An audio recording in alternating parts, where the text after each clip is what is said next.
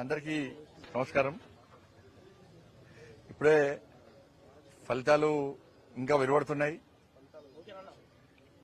మహారాష్ట్రలో ఎన్డీఏ కూటమి విజయ దుందుబి మ్రోగిస్తున్నది.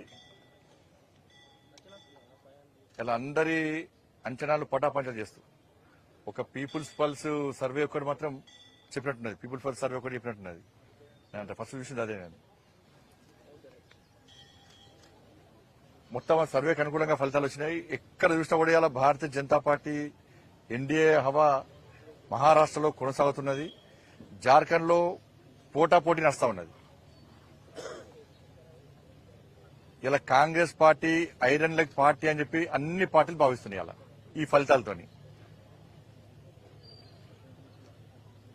ఇవాళ ఇప్పటికే 220 సీట్లకు పైగా మెజార్టీ ఉంది. మ్యాజిక్ ఫిగర్ దాటింది. 220 స్థానాలకు పైగా మెజార్టీలో ఇండియా కూటమి ఉంది. గతంలో కంటే ఎక్కువ సీట్లను సాధించబోతున్నాం. దానిలో ముఖ్యంగా భారతీయ జనతా పార్టీ పోయినసారి 105 స్థానాలు గెలిచింది. ఈసారి 125 స్థానాలకు పైగా గెలవబోతున్నమాట. కాంగ్రెస్ పార్టీ 120 స్థానాల్లో పోటీ చేసింది. 20 స్థానాలు గెలిచే పరిస్థితి కూడా లేదు కాంగ్రెస్ పార్టీ మహారాష్ట్రలో.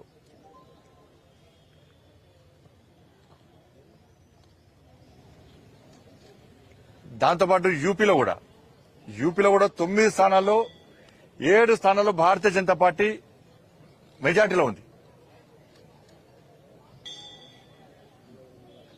కాబట్టి మహారాష్ట్రలో కాంగ్రెస్ పార్టీ కూటమి ఎన్డీఏ కూటమి ఎన్ని అబద్ద ప్రచారాలు చేసినప్పుడు కూడా ఇవాళ ప్రజలు వాటిని నమ్మలేదు.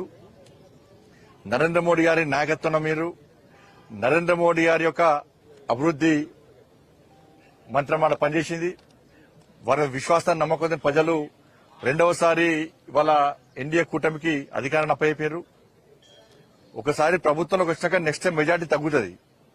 కానీ ఈసారి మెజార్టీ విపరీతంగా పెరిగింది సార్. కానీ ఉద్దవ్ ఠాకరే లాంటి శివసేన పార్టీలు వాళ్ళ ఐడియాలజికల్ దానికి విరుద్ధంగా, హిందుత్వానికి విరుద్ధంగా, హిందూ ధర్మానికి విరుద్ధంగా వివరించే పార్టీలతో కుమ్మక్కు కావడం వల్ల మొత్తం అడ్రస్ లో కూడా గల్లంత అయిపోయినాయి పార్టీలను కూడా. కానీ మహారాష్ట్రలో హిందూ సమాజం వాళ్ళ చైతన్యాన్ని చాటింది. ఎంఐఎం పార్టీతో కాంగ్రెస్ పార్టీ కుమ్మక్కై ఓట్లను చీల్చే ప్రయత్నం చేశారు. అనేక రకాల కుట్రలు చేశారు. కానీ అక్కడ ధర్మం గెలిచింది. ప్రజలు చీలిపోద్దని చెప్పి బటెంగేతో కటెంగే అని చెప్పి ఒక సందేశం అది ప్రజలకు వెళ్ళింది. ప్రజలు వాళ్ళ ఐక్యతను ప్రదర్శించారు. మహారాష్ట్ర ప్రజల ఐక్యతనే ఇలా ఎన్డీఏ కూటమికి విజయానికి నాంది. ఇలా సమాజం ఐక్యంగా ఉంటే ఏ విధంగా ఫలితాలు వస్తాయో ఇలా మహారాష్ట్ర ఫలితాలు స్పష్టం చేసినాయి. కాంగ్రెస్ పార్టీ విపరీతంగా తెలంగాణ నుంచి డబ్బులు మొత్తం కాంగ్రెస్ పార్టీకి పోయినాయి. మహారాష్ట్రలో ఖర్చు పెట్టిన డబ్బంతా ఇటు తెలంగాణ నుంచి అటు కర్ణాటక నుంచి సంచులు పోయినాయి. 1,000 కోట్ల రూపాయలు పోయినాయి. అలా డబ్బులు విపరీతం ఖర్చు పెట్టారు. డబ్బుల ద్వారా అబద్దాల ద్వారా గెలుద్దాం ప్రయత్నం చేశారు. అవి పనిచేయలే. మహారాష్ట్రలో కాంగ్రెస్ కూటమికి ఓటమికి కారణం కాంగ్రెస్ తెలంగాణ కర్ణాటక రాష్ట్రాల ప్రభుత్వాల యొక్క వైఫల్యాలే. ఆ కూటమికి వైఫల్యానికి ఓడిపోవడానికి కారణం. ఎందుకంటే హిమాచల్ ఎన్నికల పేరు చెప్పి కర్ణాటకలో గెలిచారు. కర్ణాటక ఎన్నికల ఫలితాలు చూపెట్టి తెలంగాణలో గెలిచారు. ఈ 3 రాష్ట్రాల ఫలితాలను పెట్టించి 3 ముఖ్యమంత్రులు తీసుకుపోయారు. ఇక చూడు, ఇక నన్ను చూడు, అందరూ చూడు, మొత్తం మహారాష్ట్ర మొత్తం తెలంగాణ రాష్ట్ర ముఖ్యమంత్రి రేవంత్ రెడ్డి గారు అయితే ఒక 10 సార్లు వేయండి కావచ్చు. ఆయన వేయిన సీట్లు మొత్తం ఓడిపోయినాయి. కర్ణాటక ముఖ్యమంత్రి వేయండు, తెలంగాణ ముఖ్యమంత్రి వేయండు, హిమాచల్ ముఖ్యమంత్రి వేయండు. వీళ్ళతో విపరీతంగా ప్రచారం చేశారు. మేము ఇన్ని హామీలు ఇచ్చినాం, ఈ గ్యారెంటీ ఇచ్చినాం, 10 గ్యారెంటీలు అక్కడ, 5 న్యాయం చెప్పి కర్ణాటకలా, 6 గ్యారెంటీలు అని చెప్పి తెలంగాణలో మేము అమలు చేస్తామంటే ప్రజలు ఇక్కడ ఏ విధంగా ధోకా చేసింది కాంగ్రెస్ పార్టీ, ఏ విధంగా నమ్మక ద్రోహం చేసింది 3 రాష్ట్రాల్లో, ఏ విధంగా ప్రజలను వంచింది, ఎన్నికల ముందు హామీలు ఇచ్చే విధంగా మోసం చేసింది. తిరిగి మహారాష్ట్రలో ఏ విధంగా తప్పుడు ప్రచారం చేస్తుందో ప్రజలు విశ్వసించరు, ఆ నమ్మిరు, వాళ్ళు అన్ని వాస్తవ విషయాలు గ్రహించారు. కాబట్టి ఇప్పుడు కాంగ్రెస్ పార్టీ ఓటమికి కారణం తెలంగాణలో కాంగ్రెస్ ప్రభుత్వం, కర్ణాటకలో కాంగ్రెస్ ప్రభుత్వం, హిమాచల్లో కాంగ్రెస్ ప్రభుత్వం యొక్క వైఫల్యాలు, ఇచ్చిన హామీలు నెరవేర్చకుండా ఉల్టా తప్పుడు ప్రచారం చేయడం వల్లనే ఇలా మహారాష్ట్రలో కాంగ్రెస్ కూటమి ఓటమి చెందింది. నరేంద్ర మోడీ గారు ఈ దేశాన్ని అభివృద్ధి చేస్తున్న తీరు, గతంలో మహారాష్ట్రను అభివృద్ధి చేసిన తీరు, మహారాష్ట్రలో నరేంద్ర మోడీ ప్రభుత్వం సంక్షేమ ఫలాలు అందించిన తీరు, మోడీ గారి నాయకత్వం ప్రత్యేక విశ్వాసం, నమ్మకం, మోడీ గారి యొక్క అభివృద్ధి మంత్రం ని ప్రజలు నమ్మిరు కాబట్టే ఈ ఫలితాలు వచ్చినాయి. నిజంగా మహారాష్ట్ర ప్రజలకందరూ కూడా హైర్స్ ఆఫ్. తెలంగాణ రాష్ట్రం నుంచి కూడా అనేక మంది నాయకులు, కార్యకర్తలు చాలా మంది ఇవాళ మహారాష్ట్రలో ప్రచారం వేరు. కాంగ్రెస్ పార్టీ కర్ణాటక ఎమ్మెల్యేలు, ఇక్కడ ఎమ్మెల్యేలు బూత్కొక్కన్నారు, కానీ ఎమ్మెల్యేల ప్రచారం పనిచేయలే. బీజేపీ కార్యకర్తల ముందు బీజేపీ కార్యకర్తలు ప్రతి ఇంటికి అభివృద్ధి గురించి చెప్పారు, మోడీ గారి నాయకత్వం గురించి చెప్పారు, ప్రజల ఓటు రిక్వెస్ట్ చేశారు. కానీ కాంగ్రెస్ పార్టీ అబద్దాలు ప్రచారం చేసింది కాబట్టి వాళ్ళకు వాళ్ళ అడ్రస్ గల్లంతైంది. కాబట్టి Congress party iron leg party. ఇక పార్టీతో ఎవ్వరు ఉండరు. ఇక ఐఎన్డీఏ చీలిపోవడం ఖాయం, ఐఎన్డీఏ కూలిపోవడం ఖాయం. దాన్ని ఎవరు పట్టించుకోరు. ఐరన్ లెగ్ పార్టీతో ఉండేటువంటి ప్రయత్నం ఎవరు చేయరు. కానీ తెలంగాణ ప్రభుత్వం కూడా ఇదే గతి పట్టబోతున్నది. తెలంగాణ రాష్ట్ర ప్రభుత్వాన్ని కూడా కాంగ్రెస్ పార్టీ ప్రభుత్వానికి ఇదే గతి పట్టబోతున్నది. మీరు హామీలు ఇచ్చి ఇలా ఏ ఒక్క హామీని నెరవేర్చే ప్రయత్నం చేయలే. ఇలా ఉల్టా రాష్ట్ర ముఖ్యమంత్రి తెలంగాణ నిష్పెట్టుకుని అక్కడ ప్రచారం చేశారు. కాంగ్రెస్ పార్టీ మంత్రులు ప్రచారం చేశారు. 2,500 రూపాయలు ఎంతమంది మహిళలకు ఇచ్చారో మహారాష్ట్రలో చెప్పలేకపోయారు. మేము పోయి చెప్పినాం. కాంగ్రెస్ పార్టీ మోసాలని కూడా చెప్పినాం. మేము పోయి కిషన్ రెడ్డి గారు వేరు, నేను వేరా, ఇంకా చాలా మంది నాయకులు పోయి వాస్తవ విషయాలు చెప్పినాం.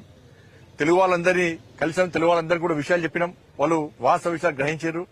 కానీ కాంగ్రెస్ పార్టీ తెలంగాణ రాష్ట్ర ప్రభుత్వం, తెలంగాణ రాష్ట్రంలో కాంగ్రెస్ పార్టీ ప్రభుత్వం మీరు ఇచ్చిన హామీలు నెరవేర్చారా? లేకుంటే మహారాష్ట్ర ప్రజలు ఏ విధంగా తిరగబడుతున్నారో తెలంగాణ రాష్ట్రంలో కూడా ఈ తెలంగాణలోని కాంగ్రెస్ పార్టీ ప్రభుత్వం మీద తిరగబడే రోజులు అతి తక్కువ సమయంలో రాబోతున్నాయి. 2,500 రూపాయలు ఎంతమంది మహిళలకు ఇచ్చారు, ఎంతమందికి తులం బంగారం ఇచ్చారు, ఎంతమంది స్కూటీలు ఇచ్చారు? వ్యవసాయ శాఖ మంత్రి చెప్పినట్లుగా ఇంకా 22 లక్షల మందికి ఎప్పుడు రుణమాఫీ చేస్తారు? రైతు భరోసా ఎప్పుడు ఇస్తారు? రైతు కూలీలకు 12,000 రూపాయలు ఎప్పుడు ఇస్తారు? 500 రూపాయల బోనస్ ఇంకా ఎప్పుడు అకౌంట్లో వేస్తారు? కొనుగోలు విషయంలో రైతులను వంచినందుకు క్షమాపణలు ఎప్పుడు చెప్తారు? 2 లక్షల ఉద్యోగాలను వెంటనే భర్తీ చేస్తున్నారు, ఎప్పుడు భర్తీ చేస్తారు? ఇచ్చింది 30,000 ఉద్యోగాల నోటిఫికేషన్ అయితే 50,000 ఉద్యోగాలు ఇస్తామని చెప్తున్నారు. మహారాష్ట్రలో చెప్పారు. ఇక్కడ తెలంగాణ పైసలు మొత్తం తీసుకుపోయి మహారాష్ట్రలో యాడ్స్ ఇచ్చారు. తెలంగాణ రాష్ట్ర ముఖ్యమంత్రి తెలంగాణ పైసలు ఇక్కడ హామీలు నెరవేర్చిన పైసలు లేవంటారు, బోనస్ చేయడానికి పైసలు లేవంటారు, ఉద్యోగాలకు పైసలు లేవంటారు, నష్టమైన రైతులకు చేయడానికి పైసలు లేవంటారు, 2,500 మహిళలకు చేయడానికి పైసలు లేవంటారు, 4,000 రూపాయలు ఆసరా పెన్షన్ చేయడానికి పైసలు లేవంటారు, ఉద్యోగస్తులు 5 డిఎల్ చేయడానికి పెన్షన్ పైసలు లేవంటారు. కానీ ఇక్కడ కోట్ల రూపాయలు తీసుకుపోయి మహారాష్ట్రలో యాడ్ ఇచ్చారు. అన్ని అబద్దాలు యాడ్స్ ఇచ్చారు. ఏమైనా యాడ్స్ ఇవ్వాలా? ఏం పనిచేసిన యాడ్స్ అన్ని తప్పుడు ప్రచారాలే. కాబట్టి ఈ గ్యారెంటీలను ఇచ్చిన 6 గ్యారెంటీలను అమలు చేస్తారా, చేయరా? చేయకుంటే ప్రజల తిరుగుబాటుకు ప్రభుత్వం సిద్ధంగా ఉండాలని చెప్పి మేము హెచ్చరిస్తున్నాం.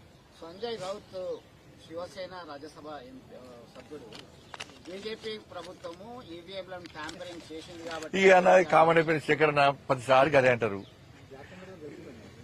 మరి జార్ఖండ్ లో వాళ్ళు గెలిచే అవకాశం లేదు. ఈవెంట్ ట్యాబ్ ఇచ్చిరా? ఏక్నాథ్ షిండే మీద ఇప్పుడు తెలంగాణలో గెలిచిర్రు.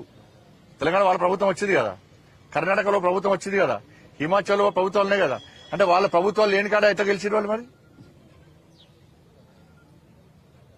ఈవీఎంలు ట్యాంపరింగ్ చేస్తే పోయినసారి కంటే మాకు దేశంలో మెజార్టీ ఎందుకు తగ్గించుకుంటాం? మేము మొత్తం మాకేస్తాయి కదా, వారు 1 సైడ్ అంటే మేము వేసుకుంటాం కదా. కాబట్టి ప్రచార లెవెల్ నంబరు అన్ని ప్రచారాలు చేస్తేనే లాస్ట్ అయిపోతుంది. దాంతో పక్కా ప్రభావం చూపిస్తాయి. ఇక్కడ ప్రజలు ఆలోచిస్తున్నారు. వాళ్ళ మహారాష్ట్రలో ప్రజలు తిరగబడ్డారు. ప్రజలు ఓటని 500 ద్వారా గుణపాఠం చెప్పారు. ఈ ప్రభుత్వం తప్పు ప్రచారం చేసింది, నమ్మించి మోసం చేసే ప్రయత్నం చేసింది. ఈ ప్రభుత్వాన్ని ఇట్నే చూసి చూడటుంటే మా కొంపలు ముంచుతుంది కాంగ్రెస్ పార్టీ ప్రభుత్వం. కాబట్టి పక్కా ఇక్కడ ప్రజలు చైతన్యం అవుతారు. ఇలా భారతీయ జనతా పార్టీ నేతృత్వంలో మేము యుద్దం ప్రారంభించబోతున్నాం. తప్పకుండా ఈ ప్రభుత్వం గుణపాఠం చెప్తున్నాం. అది మా చైతన్యం. కాంగ్రెస్ పార్టీ వాళ్ళకు ఇంకోళ్ళు కూల్చే అవకాశం వాళ్ళు లేరు. వాళ్ళే ఇప్పుడు ఈ ఫలితాల తర్వాత కాంగ్రెస్ పార్టీలో లుక్కలు పక్కా చాడతి. ఎందుకంటే కాంగ్రెస్ పార్టీ ఎమ్మెల్యేలు మంత్రులు తెలంగాణ రాష్ట్రంలో తిరగలేని పరిస్థితిలో ఉన్నారు. వాళ్ళ మహారాష్ట్ర ఎన్నికల తర్వాత ఫలితాల తర్వాత ఇంకా తిరగలేని స్థితిలో ఇలా కాంగ్రెస్ పార్టీ నాయకులు ఉంటారు. వీళ్ళు ఎన్ని ఊకదమ్ముడు ఉపన్యాసాలు ఇచ్చినా కూడా వీళ్ళ ప్రజలు పట్టించుకోరు. ప్రజలు ప్రశ్నించే స్థాయికి వచ్చారు. ఇప్పుడు ప్రజలు ప్రశ్నించే స్థాయికి వచ్చారు. ప్రజలు నిలదీసే స్థాయికి తెలంగాణ రాష్ట్రంలో వచ్చారు, వస్తారు కూడా. లుకలు సాడైతే గ్యారంటీ. మహారాష్ట్ర ఫలితాల తర్వాత ఇక ఏం చేస్తారు? ఇక ప్రజలు తిరగలేని పరిస్థితిలో ఆది నాయకత్వం మీద వాళ్ళు ఒత్తిడి తీసుకొస్తారు, ప్రశ్నిస్తారు. కాబట్టి దాన్ని ఏదైనా జరగచ్చు. మేము కూలాలని మేము అనుకుంటలేం. ప్రజల చేత ఎన్నుకోబడ్డ ప్రభుత్వం ప్రజల నిర్ణయం ప్రకారం 5 సంవత్సరాలు ప్రజాస్వామ్య దేశంలో ప్రజాస్వామ్యయుతంగా పాలించాలని చెప్పి మేము కోరుకుంటాం. వాళ్ళు ఇష్టం. అది పక్కా ఉంది. కాంగ్రెస్ పార్టీ ఎమ్మెల్యేల కూడా అసమ్మతి ఉన్నది. ఏం పనులు అయితలేవు, ఒక్క పైసా నిధులు వస్తలేవు. పోయి 6 గ్యారెంటీల మీద ప్రజలు నిలదీస్తున్నారు, 7 పైన కూడా ప్రశ్నిస్తున్నారు. మేము తిరగలేని పరిస్థితిలో ఉన్నాం, మా పరిస్థితి ఏంది అని వాళ్ళు ఆత్మ విమర్శ చేసుకునే స్థితిలో కాంగ్రెస్ పార్టీ నాయకులు ఉన్నారు. ఇక్కడ ఇప్పుడు నేను అదే కులగణన విషయాలు చెప్పింది, అనేక విషయాలు చెప్పింది అంట పోయి. కాబట్టి ఇక్కడ కులగణన విషయంలో ప్రజలకు విశ్వాసం లేదు. కాంగ్రెస్ పార్టీ చేసే కులగణన విషయంలో ప్రజలకు విశ్వాసం లేదు. ఇవాళ మీరు కులగణన చూడండి, ఆ ఫామ్ చూడండి, మీరు మొత్తం పెన్సిల్తో నింపుతారు. ఇది ఎంత పెద్ద స్కామ్ అంటే కులగణన అనేది ఎంత పెద్ద అక్రమం అంటే మొత్తం పెన్సిల్తో నింపుతారు. కానీ ఆ యజమాని మాత్రం పెన్తో సంతకం పెట్టాలట. ఇది ఎక్కడ అర్థం కాదు నాకైతే. అంటే అన్ని తారుమారు చేస్తారు. ఇక అంటే వాళ్ళ కులాలకు అనుగుణంగా ఈ కుల గణనను మార్చుకునేటువంటి ప్రమాదం తెలంగాణ రాష్ట్రంలో ఉంది. అందుకే ప్రజలు సహకరిస్తలేరు. కుల గణన కోసం పోయినా కూడా ప్రజలు 6 గంటలు అడుగుతున్నారు. ఈ పెన్సిల్తో మీరు రాసుడేంది, మేము పెన్తో సంతకం పెట్టుడేంది. కొన్ని గ్రామాల్లో పాపం మాయకంగా పెడుతున్నారు. లేకుంటే మీకు పెన్షన్స్ రావు, మీకు గొర్రెలు పోతాయి, మీ బర్రెలు పోతాయి, మీకు ఇల్లు రావు, మీకు రోజుగారి మేళ, మీకు ఉద్యోగాలు రావు పిల్లలకు అని ఇట్లా భయపడడం వల్ల కొంతమంది సంతకాలు పెడుతున్నారు. కానీ ఇది ఎక్కడ అక్రమం? ఇది ఇలా నేను మళ్ళీ చెప్తున్నా, కేసీఆర్ సమగ్ర సర్వే చేసిండు. మొత్తం రిపోర్ట్ కేసీఆర్ దగ్గర ఉన్నది. కేసీఆర్ దగ్గర నుంచి ఆ రిపోర్ట్ ఎందుకు తీసుకుంటలేదు కాంగ్రెస్ పార్టీ ప్రభుత్వం? వీళ్ళతో ఒకరి కేసీఆర్ అంటే చేసుకున్న పొట్టు సమగ్ర సర్వే పేరు మీద పైసలు చంపాను నేను. కాబట్టి మీకు కూడా ఈ అవకాశం, మీరు కూడా కులగణన పేరు మీద పొట్టు పైసలు చంపుకోవచ్చు, ఆ ఖర్చు మీరు జేబులు నింపుకోవచ్చు అని చెప్పి కేసీఆర్ సలహా మేరకే ఇది చేస్తున్నారు వీళ్ళు. ఇప్పుడు కేసీఆర్ సమగ్ర సర్వే కోట్ల రూపాయలు వేల కోట్ల రూపాయలు ఖర్చు పెట్టిండు. ఆయన రిపోర్ట్ ఇవ్వకుంటే ఏం చేయాలి? కేసీఆర్ ఆస్తులు జప్తు చేయాలి. కేసీఆర్ దగ్గర నుంచి పైసలు వసూలు చేయాలి, రికవర్ చేయాలి. ప్రజల పైసలు అవి. నువ్వు సమగ్ర సర్వేని అయ్య కోసం చేసుకున్నావా, తాత కోసం చేసుకున్నావా, నీ ఇంటి కోసం చేసుకున్నావా? పైసలు వరి ప్రజాధనం అది. నువ్వు ప్రజాధనంతో సమగ్ర సర్వే చేసి నువ్వు రిపోర్ట్ ఇవ్వకుండా సంఖ్యలో పెట్టుకుని ఫామ్ హౌస్ అంటే ఎవరి కోసం అది? కాబట్టి రికవరీ చేయాలి. అయితే రిపోర్ట్ ఇస్తావా, అయితే పైసలు కడతావా? ధన్యవాదాలు.